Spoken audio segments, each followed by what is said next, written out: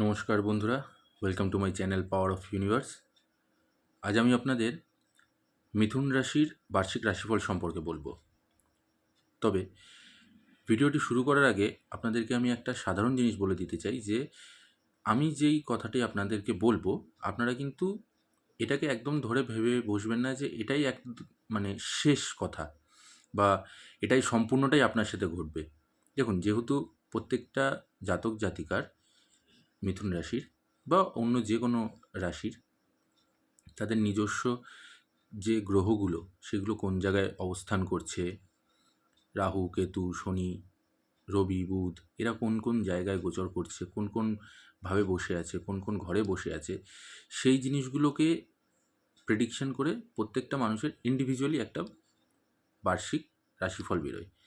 আমি আপনাদের আজকে যেগুলো বলবো সেটা একটা ওভারঅল জেনারেল প্রেডিকশন দেবো, যেটা কিনা কম বেশি সবার সাথেই ঘটতে পারে, ঘটার সম্ভাবনাটাই বেশি। তবে তার মানে এই নয় যে সব কিছুই ঘটবে। আপনার গ্রহগুলো সেগুলো কোন কোন ঘরে কোন কোনভাবে বসে আছে সেগুলো বিচার করে কিন্তু আপনার উপরে নির্ধারিত হবে। কিন্তু ইন জেনারেল আমি একটা আপনাদের আভাস দিয়ে দিচ্ছি যে কী কী ঘটতে পারে, কী কী ঘটতে পারে। মিথুন রাশির এই বছরের বার্ষিক রাশিফল। ভিডিওটি শুরু করার আগে আপনাদের সকলের কাছে আমার একটাই অনুরোধ যে অবশ্যই ভিডিওটিকে না টেনে শেষ পর্যন্ত দেখবেন, তাহলে আপনারা আপনাদের অনেকটা প্রশ্নের উত্তর পেয়ে যাবেন। এই বছরটা কীরকম যাবে, প্রেম সম্পর্ক, আর্থিক আয় উন্নতি, চাকরি, ব্যবসা, শিক্ষা, দাম্পত্য জীবন, পরিবার, স্বাস্থ্য, সব দিক থেকে কীরকম যেতে পারে। যারা নতুন বাড়ি কেনার কথা ভাবছেন বা নতুন গাড়ি কেনার কথা ভাবছেন, যারা প্রেম সম্পর্কের মধ্যে আছেন, যারা বিয়ে নিয়ে চিন্তাভাবনা করছেন, কীরকম আসতে পারে। তাহলে চলুন আমি আজকে শুরু করছি আজকের মিথুন রাশির বার্ষিক রাশিফল সম্পর্কে। প্রথমেই বলে রাখি যে এই বছরটা আপনাদের কিন্তু যথেষ্ট ভালোই যাবে। তবে বছরের প্রথমের দিকে একটু শারীরিক অসুস্থতা থাকবে এবং সেটা ধীরে ধীরে আবার ঠিকও হয়ে যাবে। যারা বিয়ে নিয়ে চিন্তাভাবনা করছেন তাদেরও কিন্তু বিয়ের একটা যোগ রয়েছে এই বছরে। নতুন গাড়ি কেনার কথা ভাবছেন, সেই যোগটাও আছে। এবং সেই সাথে যারা চাকরিতে পদোন্নতির কথা ভাবছেন, সেই জায়গাটাও আপনাদের খুলে যাবে। অনেক দিন ধরে হয়তো আপনাদের কোনো প্রমোশন আটকে আছে, বা হয়তো আপনাদের কোনো কাজ যেটা অনেক দিন ধরে আটকে রয়েছে, কিছুতেই হচ্ছে না, এই বছরে আপনাদের কিন্তু সেই আটকে থাকা কাজগুলোও সম্পূর্ণভাবে খুলে যাবে এবং আপনারা দেখবেন সেদিকেও একটা গতি ফিরবে। আপনাদের যে বাধা সৃষ্টি হয়েছে, যে কাজগুলো আপনাদের আটকে রয়েছে, সেটা শিক্ষার দিকে হতে পারে বা আপনার চাকরির দিকে বা ব্যবসার দিকে যদি কোনো রকম কোনো বাধা বিপত্তি আসছে, সেগুলো সব দিকে রাস্তা আপনাদের ধীরে ধীরে খুলে যাবে। আমি বলবো এবার মিথুন রাশির কেরিয়ার সম্পর্কে। মিথুন রাশির এই বছরে আপনাদের যারা চাকরিতে রয়েছেন, যাদের পদোন্নতি আটকে আছে, তাদের এই বছরে কিন্তু চাকরির পদোন্নতির সম্ভাবনা রয়েছে। এমনকি আপনাদের কিন্তু ডিপার্টমেন্টাল চেঞ্জেরও একটা সম্ভাবনা রয়েছে। আপনি একটা ডিপার্টমেন্টে রয়েছেন, হয়তো আপনাদেরকে অন্য আরেকটা ডিপার্টমেন্টে শিফট করা হলো এবং তাতে আপনাদের উন্নতিও হবে, আর্থিক উন্নতিও বাড়বে। যারা বিদেশে গিয়ে বা অন্য রাজ্যে গিয়ে চাকরি করার কথা ভাবছেন, এই বছরটা আপনার তাদের জন্য শুভ।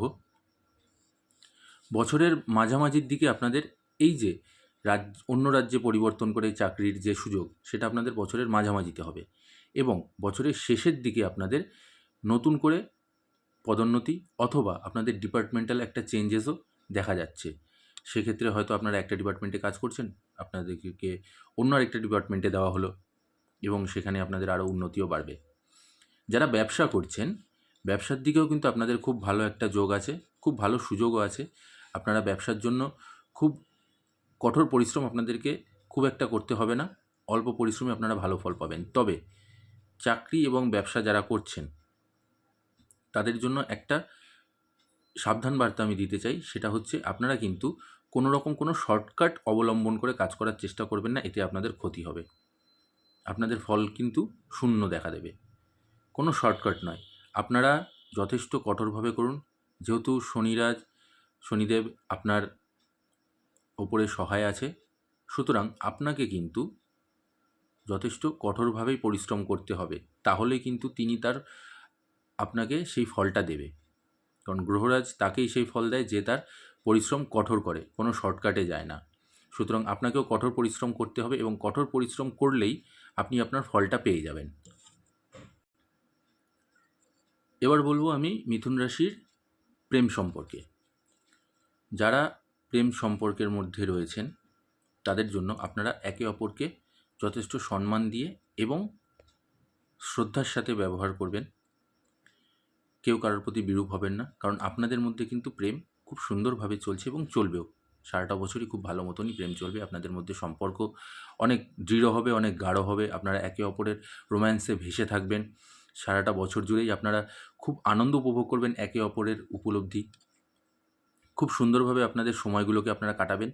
কিন্তু বছরের মাঝামাঝিতে অবশ্যই আপনারা কিন্তু নিজেদের মধ্যে একটু নিজেদের ব্যবহার, নিজেদের কথাবার্তা এগুলোতে একটু শালীনতা বজায় রাখবেন, নতুবা আপনাদের মধ্যে প্রেম সম্পর্কের বিচ্ছেদ দেখা দিচ্ছে।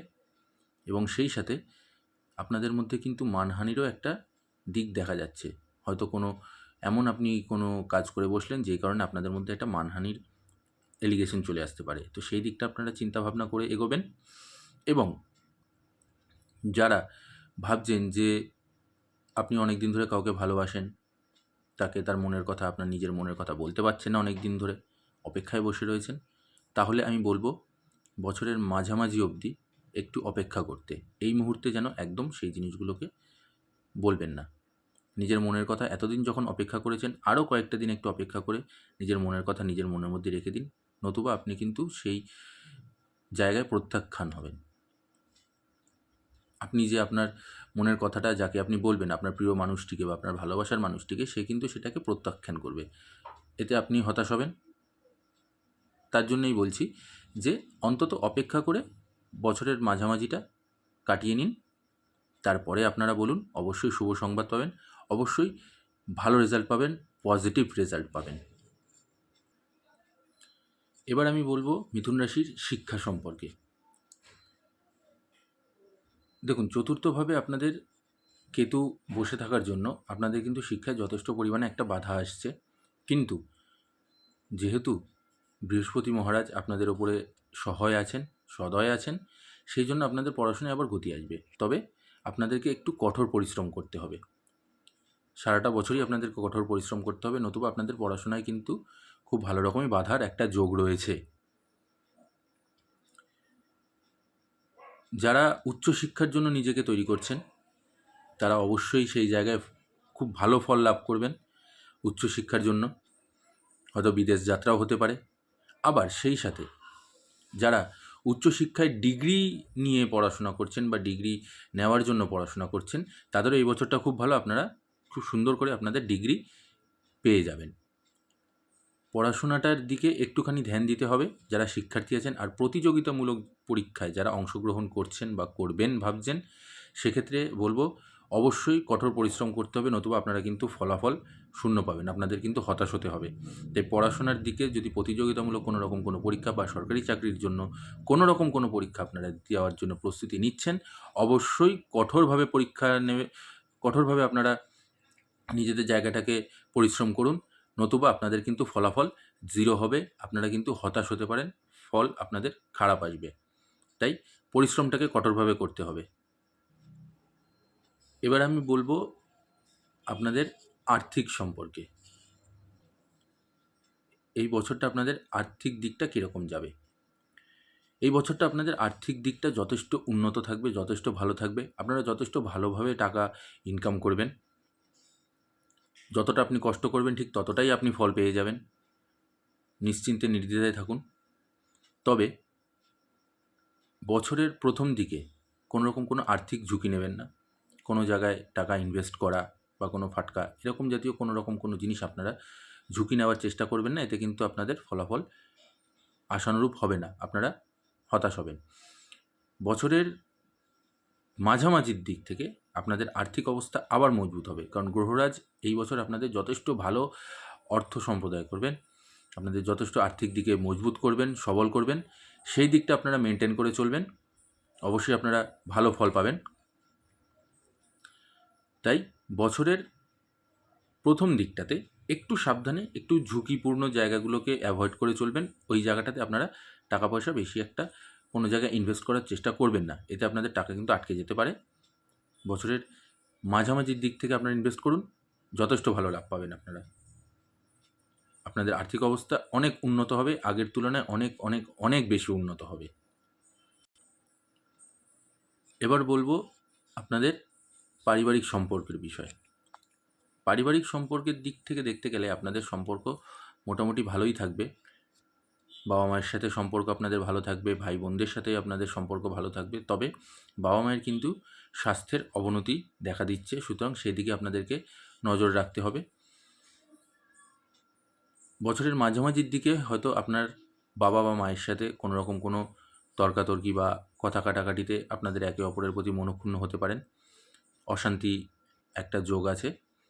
তবে একটু সাবধানে কথাবার্তা বলবেন, যাতে সামনের জনের কোনো রকম কোনো মনে আঘাত না লাগে। পিতা ও মাতা দুজনেরই স্বাস্থ্যের বিষয়ে একটু ধ্যান দেবেন। আপনি নিজেও একটু নিজের খাওয়া দাওয়া, নিজের ঘুম, এই জিনিসগুলোকে মেনটেন করবেন, কারণ এতে আপনাদের কিন্তু একটা অনিদ্রাজনিত সমস্যা, গ্যাসের সমস্যা, খাবার বেনিয়ম হলে পরে এই ধরনের সমস্যাগুলো আপনাদের দেখা দিচ্ছে।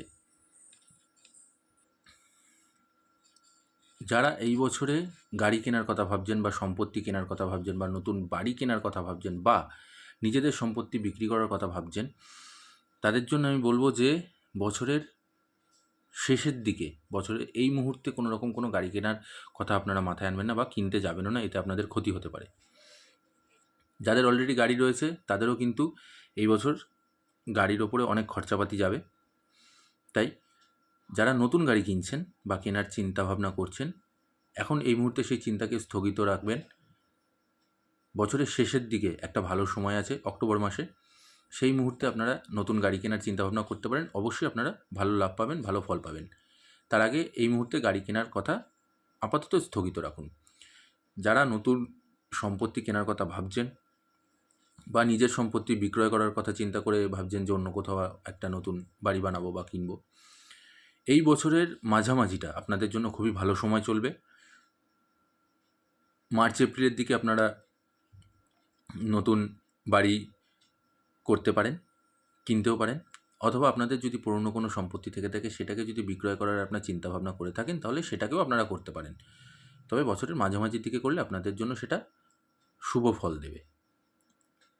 আপনার যদি আমি এবার স্বাস্থ্য সংক্রান্ত বলি, তাহলে আপনাদের কিন্তু বুকের ব্যথা বা ফুসফুস সংক্রান্ত সমস্যা দেখা দেবে। যদি অলরেডি হয়ে গিয়ে থাকে সেদিকে একটু ধ্যান দেবেন, কারণ এটা অনেকটা গাড়িয়ে যেতে পারে। আর যদি না হয়ে থাকে তাহলে খুবই ভালো কথা, তবুও যতটা পারবেন সাবধানে থাকার চেষ্টা করবেন, কারণ আপনাদের কিন্তু এই বুকে ব্যথা এবং শ্বাসকষ্টজনিত বা ফুসফুসজনিত একটা সমস্যা দেখা দিচ্ছে।